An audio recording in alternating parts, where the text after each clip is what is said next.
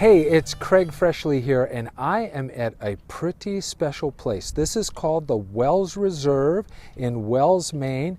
Over here is the old farmhouse. It was called Laud Home Farm, and this place is now an estuarine research reserve. It's right next to the ocean, if you can believe it, and all these buildings and land is maintained by a board of trustees.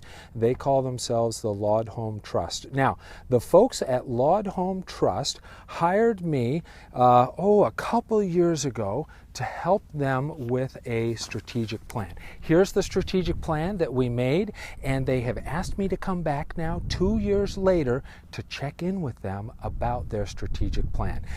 For those of you who may not be familiar, a strategic plan is really just a fancy way of saying a long-term plan. It's a thing that a group makes to ensure that they're all on the same page, that they all have a shared understanding of what they're going to do far into the future.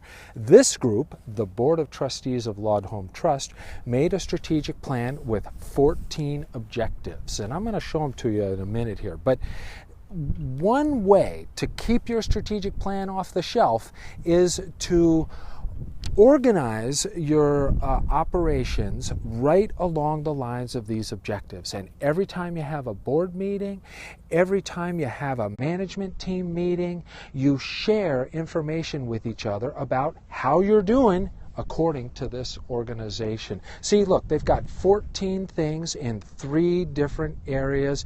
This is the basics of their strategic plan. Now today, we are going to have a 4-hour meeting, and we are going to just roll through these 14 objectives. We're going to go one at a time, and for each objective, we're going to ask 3 questions. We're going to ask ourselves, what were the successes? What were the challenges? And for the things that are challenges, we're going to talk about how to make them better. What are our plans for the future, making sure those things get done. In some cases, we might decide, that was a challenge and we don't even need to do it now, or we don't need to do it in that way because what we thought might work really won't work.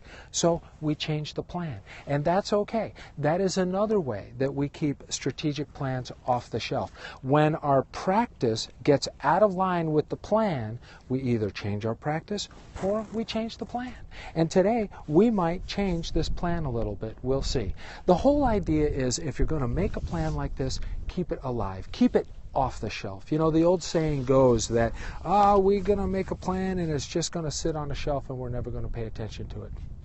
If that's what you're going to do, it's not worth making it in the first place. So there are lots of ways to keep your plan lively, keep your plan off the shelf. This group has chosen to invite back the third-party neutral facilitator that helped them make the plan in the first place and ask them, how did you do with this plan? In a few minutes, we're going to find out how they did on these 14 objectives. Now look, I want to tell you one more thing. Right over here in that barn doorway, there was a meeting. This meeting probably happened 20 years ago. Before I was a professional meeting facilitator, I had a very different job. But I came to this place, I was part of this meeting, and it was a full-day meeting. And at the end of the meeting, the facilitator stood right in that doorway. Big crowd of people out here.